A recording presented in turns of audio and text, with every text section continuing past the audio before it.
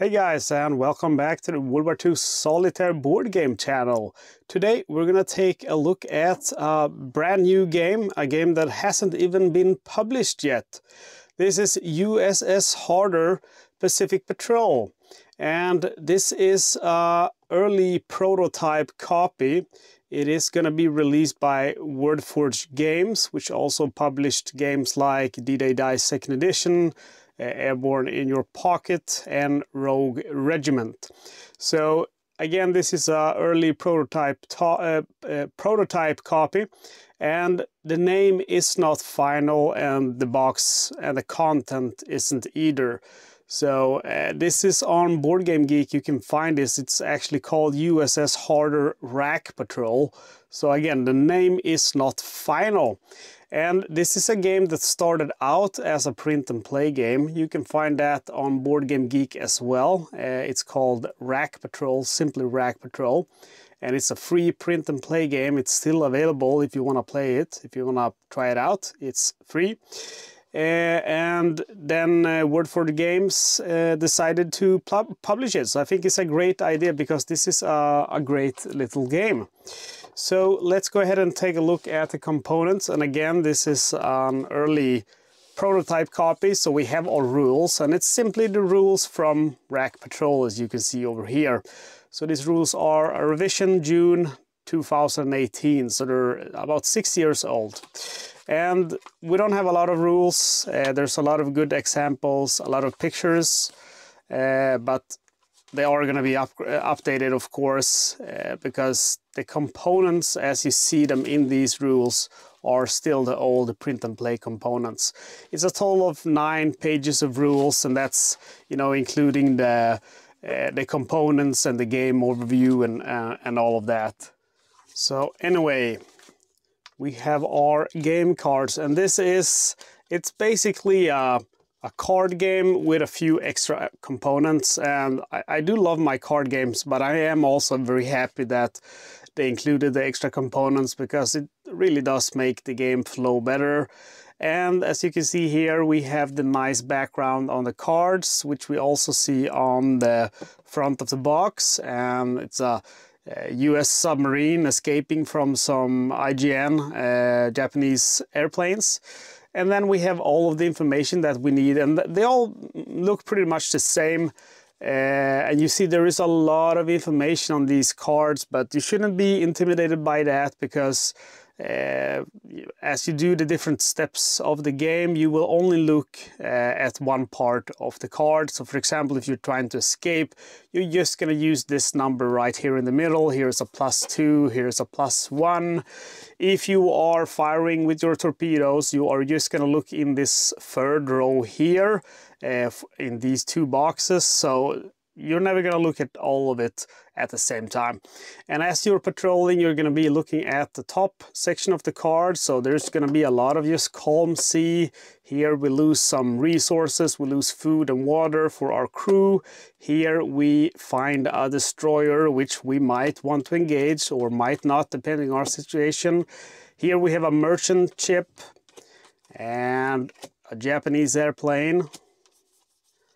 Another merchant ship and another destroyer. Here we have a US base where we can end our patrol if we would like to. Let's see if I can find those other ships too, because there are mainly merchants and destroyers, but there are more. Here we have a carrier together with a airplane, of course, another airplane. And this is going to be a destroyer, I think. Imperial Japanese Navy destroyer. And here we have a cruiser. So you see there's quite a lot of different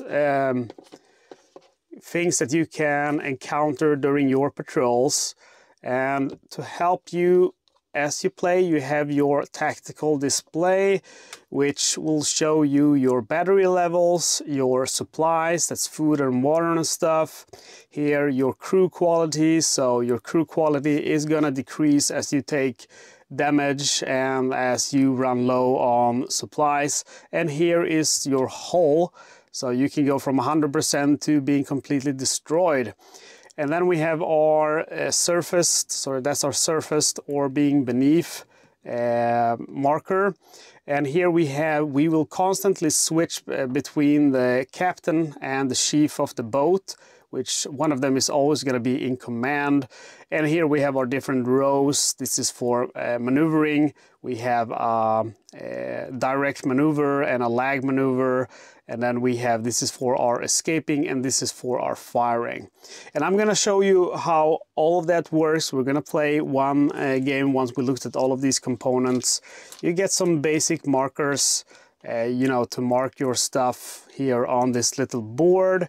And then finally you get this quite large victory point tallying thing. So you can see there's a total of 15 different patrols, and as you play the game, you can play just one patrol. There's also a suggestion to play a tour of duty, which would be 3 patrols, or you can play a whole Pacific campaign, which is going to be 15 patrols.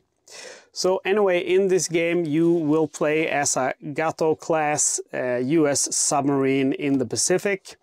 And this is the one right here. You might have encountered them in another solitaire game, which is Silent Victory by Gregory M. Smith. I believe that's published by GMT Games.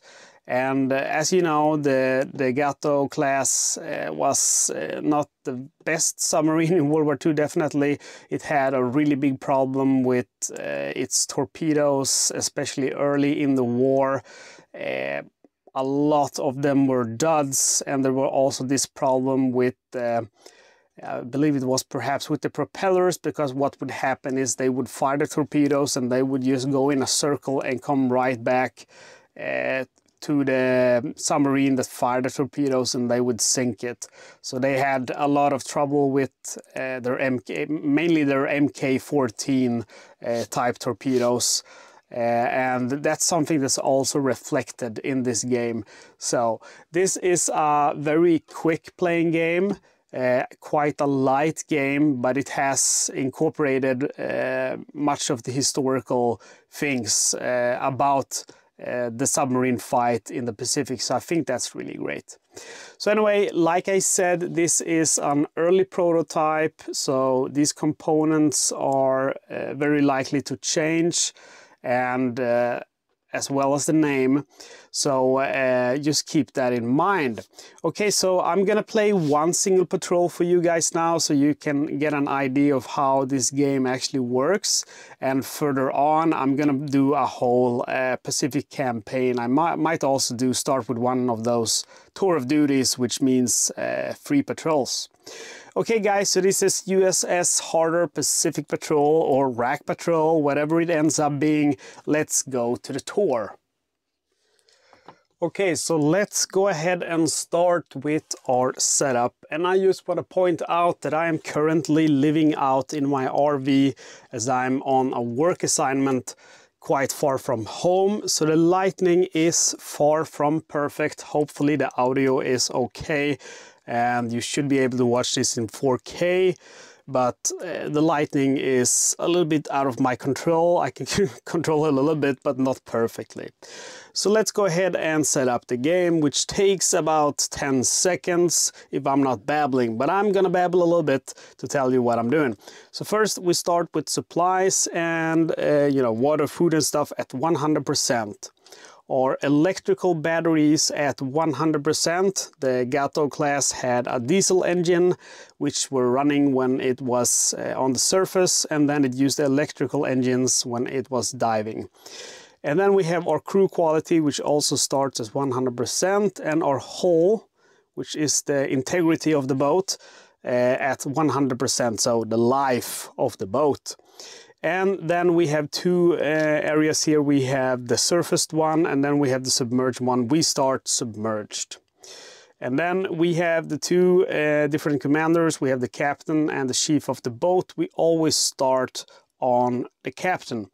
And then in the print and play version, you will put this on a little box here in the middle, which is called on the watch. For some reason, that's not something that's included in this prototype copy. I would recommend they would include it, because otherwise it's kind of easy to not well, what I found myself doing was I would mistakenly take this one instead of the actual action cube. So what I do now is I'll just put it here. I used to put it here on the side, but that would make me mistakenly take this one when you know, when the cube was, for example, over here, and then, oh yeah, that's the one. And so I kind of messed up. So what I do now is I just put it here, but in game terms, this is actually where our enemy is. But for now, it is over here as we are on watch. And then you have your patrol score, which we will use to, you know, check out our patrols. And I just have to see that you can see that. Yes, you can. However, I don't have one of these markers, removable markers. So what I'm going to do is I'm just going to use a simple post-it note, since we're only playing one patrol anyway. But you have this, and if you have one of those removable markers, you can use them. And then you have all of your cards, so you will go ahead and shuffle them.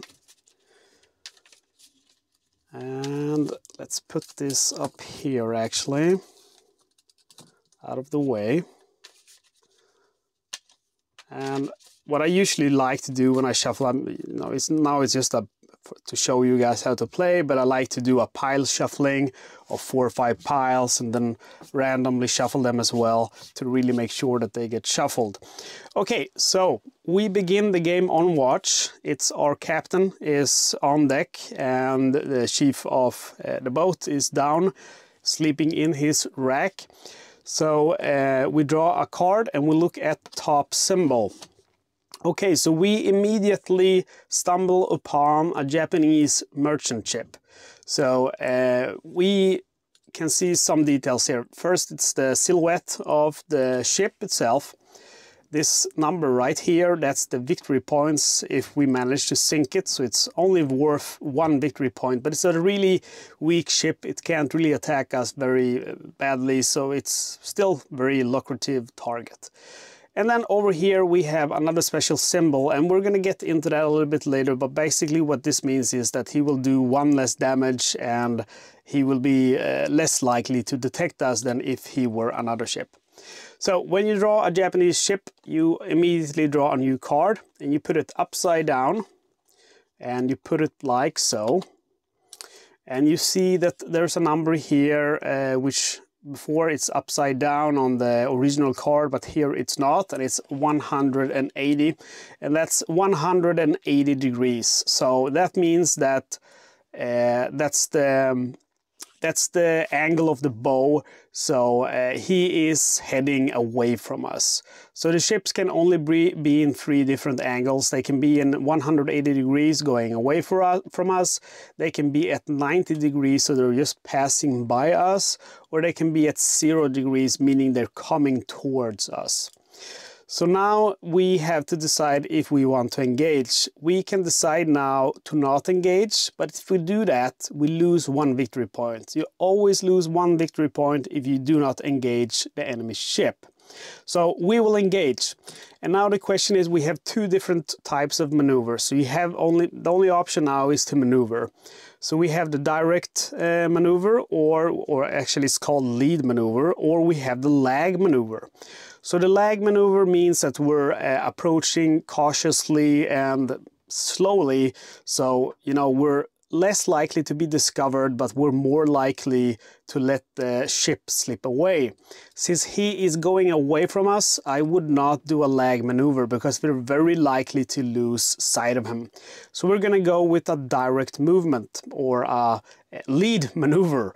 So what we do is we take our action icon and or action marker and we put it the furthest down here in zone 3, which indicates that we're now doing a direct maneuver. Note that if we would have been surfaced at the moment of spotting that ship, we would have to submerge to be able to fall when attack him. And that's the only time that you can, by your own choice, actually go from surface to submerged. So what we do now is we draw a card for our movement. And we look at these icons here. This is for the lag movement, as you can see on the icon, but we did not do a lag movement, we did a lead maneuver, which you can see on this icon. So we see the different angles here. We have 0, we have 90, and we have 180. So on an angle of 0, if we would have had that, we would have gotten 1 closer. On 90, we would have been at the same distance, but unfortunately in this situation with 180 degrees, we have a +1. So that means we go to 4, zone 4, which is non-existent, and that means we lose track of this ship. So even though we did a lead maneuver, we weren't fast enough to catch up to him.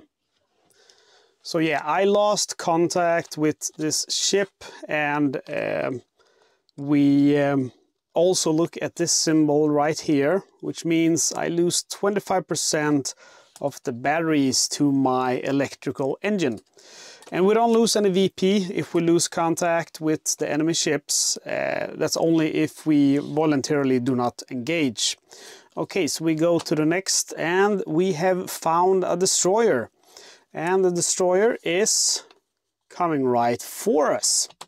So we're going to engage, and we are going to do this time a lag movement. So we draw a new card, and we see here on the lag movement, he's coming right for us at 0, and that means that we do not move. If we would have done a lead movement, we would have moved 1 step closer. So now we check detection, and now we can see here there is no, we can look at his card instead. We're not detected, but if we look at his card, he would have detected us in all the zones if we did a lead movement, and just zone 0 and 1 if we would have done a lag movement. But as you see here, he would not have detected us in any way. So we're still, you know, engaging him. So we do another lag movement. We could change the lead now if we would have wanted to. And we look at the card, and we see at 0 degrees we have a -1, so we move 1 step closer. And we check for detection, and you can see there is no detections here on the lag movement. We're undetected. So what I'm gonna do now is I am gonna fire my torpedoes. Before I do so, the captain and the chief of the boat has special abilities. So the captain can move 1 extra here on this step, so he could have moved here, for example, or he can also use that to decrease the detection. So I use him to decrease the detection, which we just played. However, it's not something that I needed to do because I wasn't detected, but I want to do it anyway, because when you use his ability, you will change to the other commander's ability. So we change to the chief of the boat's ability, which is to take 1 less damage if engaged, and we're going to be engaged. One more thing here I forgot to do is that as we moved, we also see that icon here, which means that we drain our batteries. We're now down to 50% of our battery, and that's something you do after you move. So you move and then you decrease the battery. All right, so now we are going to go ahead and fire. So we move our action marker to the torpedo, and we look here, and we consult this table right here, and there is both of them are duds. If it would have been the previous card, we would have hit from both zone 1 and 2. But it's a dud. Take also a note that from zone 0, which is directly underneath, you cannot fire because you're too close, and in zone 3 you're too far away. So you can only fire from zone 1 or 2, and 1 has the greatest chance of success.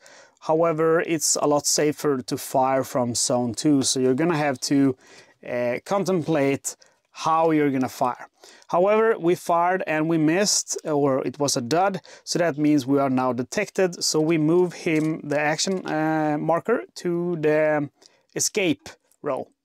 So the first thing we do is draw a card for damage, and we look here, we are in this box, so that's 1 damage, +1 from the destroyer, so that's 2 damage. So we use the chief of the boat, which is a -1. So we have to change to command to the captain. So now we take 1 damage. So we can choose, do we want to take 1 damage to the hull or 1 to the crew? I usually go the first one for the hull. So we go from 100% to 75% on the hull. And then we draw a card for our escape. And the escape is very simple. You simply look at this number here, which is in the middle, which is a +2. All we have to do though is get a +1, because all we have to do is to get to zone 3 to escape. So with a +2 we get to move to zone 3 and even out of zone 3 to a hypothetical zone 4. However, when engaging a ship you only need to escape to zone 3.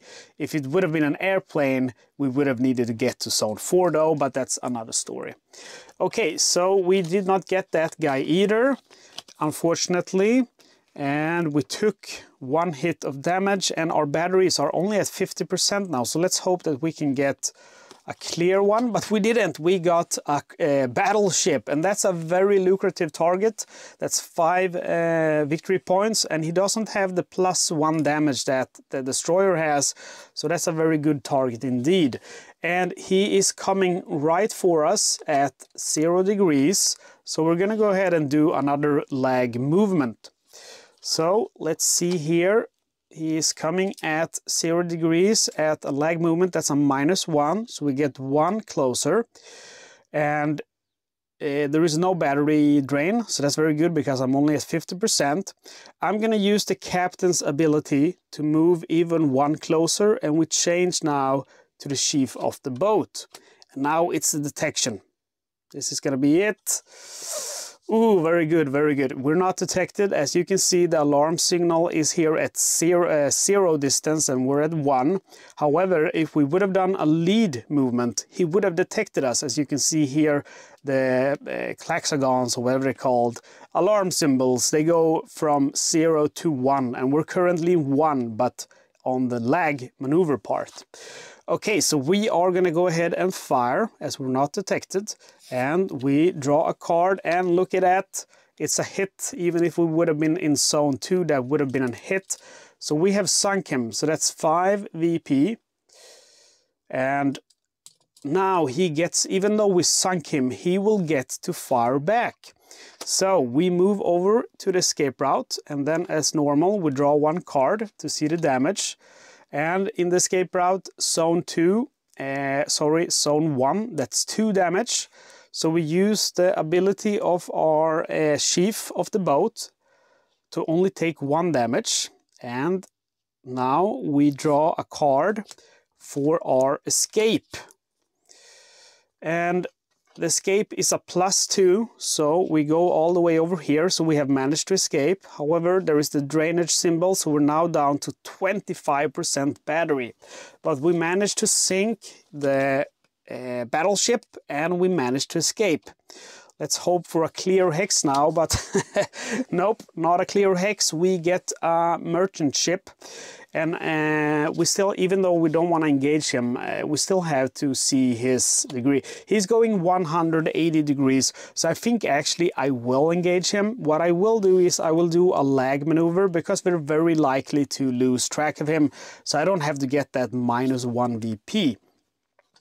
Okay, that's unfortunate. We have +1. Okay, so that's pretty good. So we have a +1 first of all. That's at 180. So that means we go to zone 4. So we lose track of him. But then we have the battery drain symbol, which means we're completely drained of our battery. So we have to surface. So we surface and we gain 100% battery. So that actually works out pretty good to my benefit. Okay, we keep going. And this time we have a clear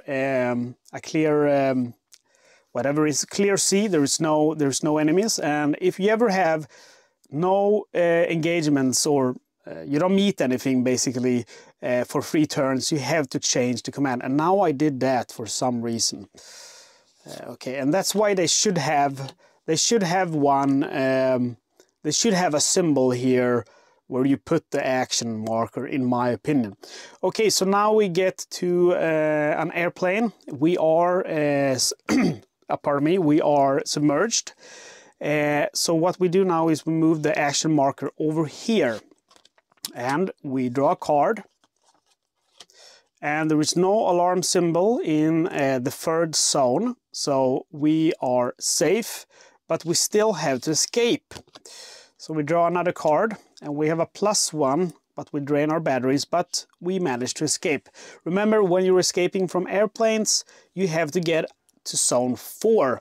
When you're escaping from ships, you only need to get to zone 3. Okay, so we managed to escape, and we continue our tour. And we meet another merchant ship. This one is going 90 degrees, so we're gonna do a lead maneuver. And at 90 degrees, we get one step closer, and we do not lose any battery. And we check detection. We are lucky. We are not detected. In zone 1 we would have been, but we're in zone 2. So that's very good. And we fire our torpedo. Let's see if we can hit. Unfortunately, it's a dud. As you can see, in zone 1 it would have exploded, but not in zone 2. So we miss, or it's a dud. And that means we are detected. So let's go ahead and check for detection. And we have damage 1, -1 from him. So it's a 0 in damage. So that's pretty good. And then we go ahead and escape. We attempt to escape. We have a +3 here, so we get 3 zones away. So woof, we're very far away. We managed to escape. And also take note that he has a -1 in detection. So actually before, when we were checking for detection and he detected the first zone, you would actually only detect zone 0. So being detected by these guys is also very hard for them, because they're not, they're merchant ships. Okay, and we tug along, and this time we have nothing. So we change from submerged to being on the surface.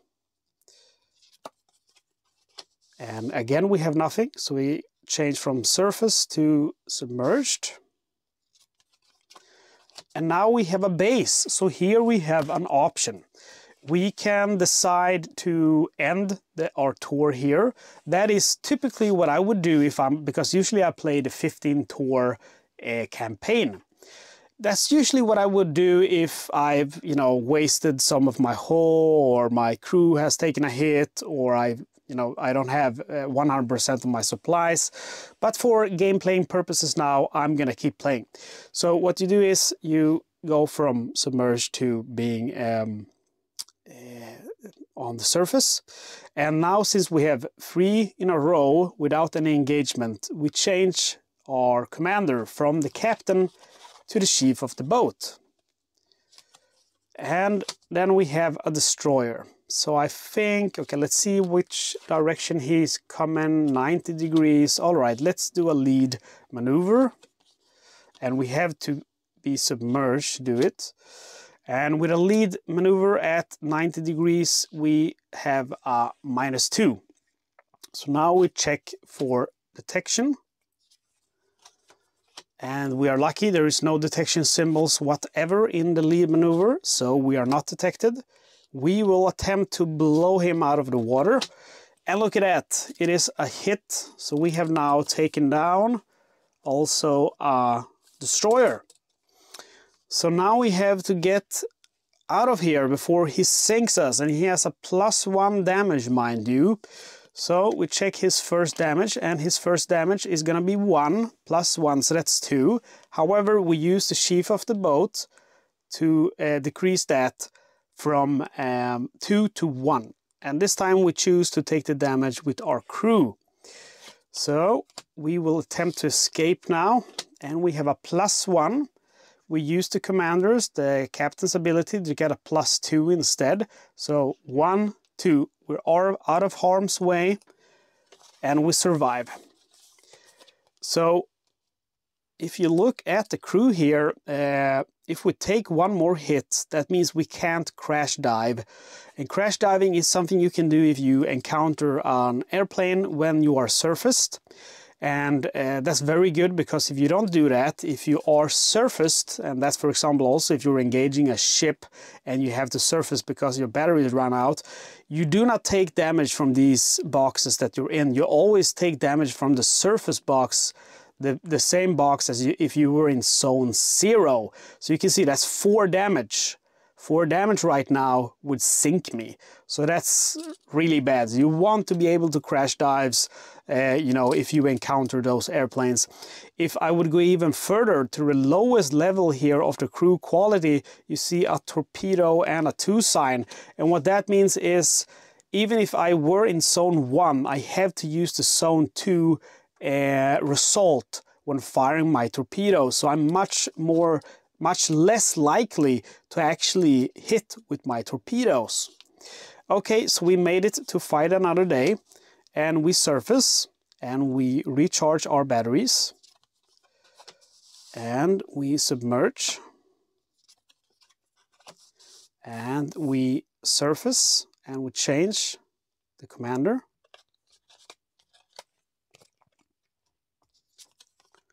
And we encounter a merchant ship at 0 degrees, so he's coming for us. We engage with a lag maneuver, and I have to reshuffle the cards. We're out of cards.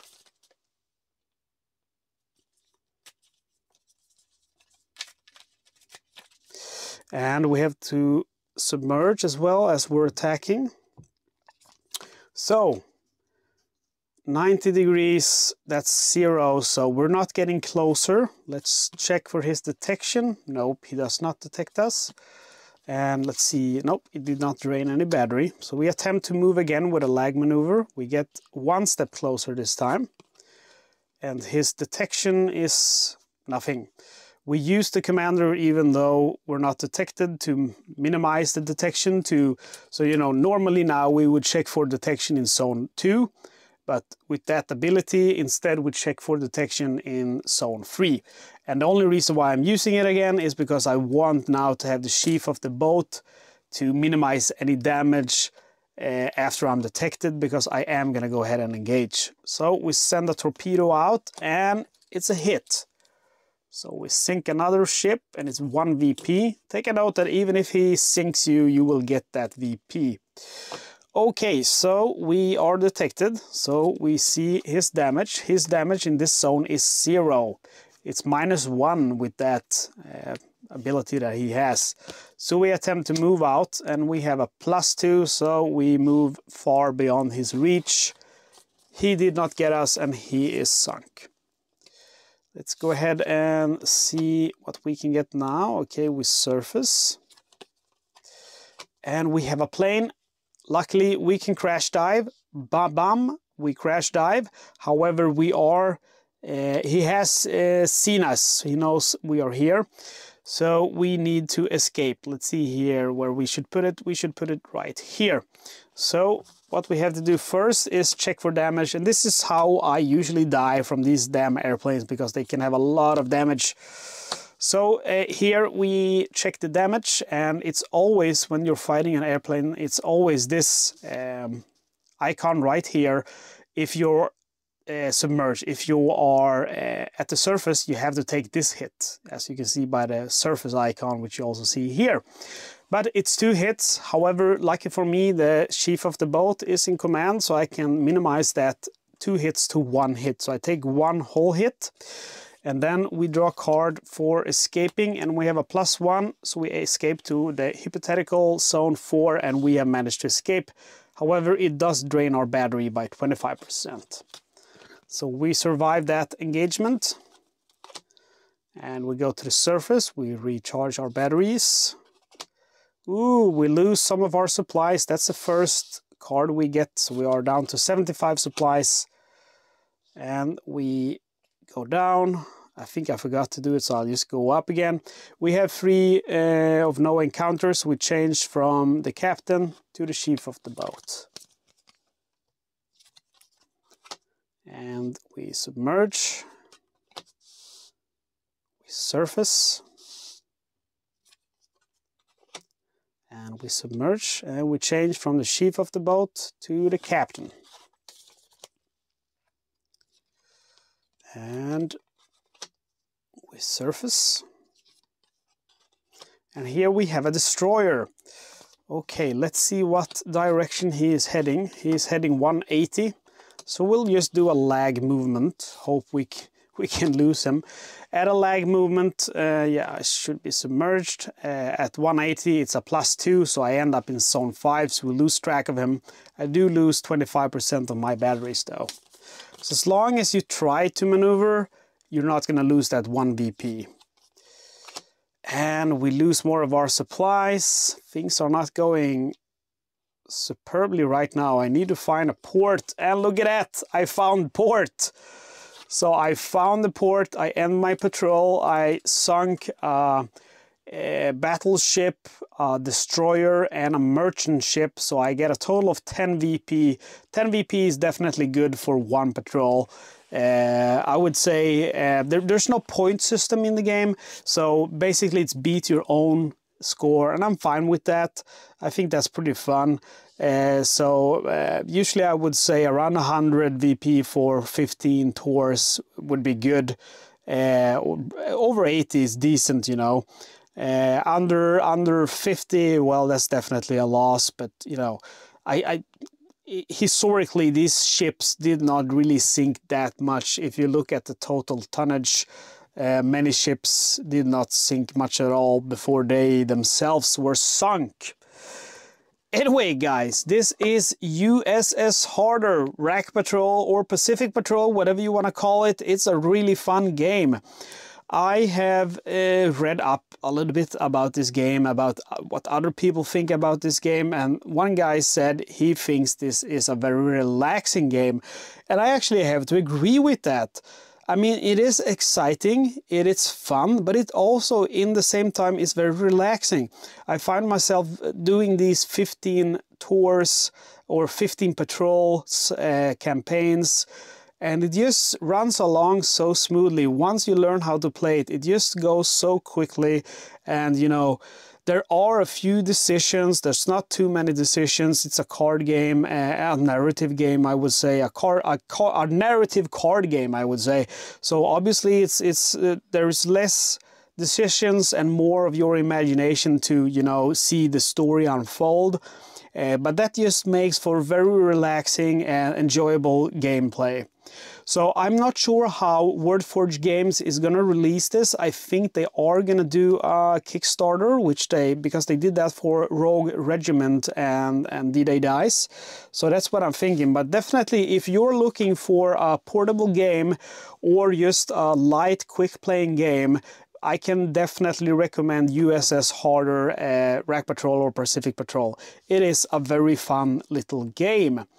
Well, guys, if you enjoyed this video, please subscribe, because I am gonna do a whole Pacific campaign that's 15 tours, and I gotta say, I've attempted it now a couple of times and I never survived.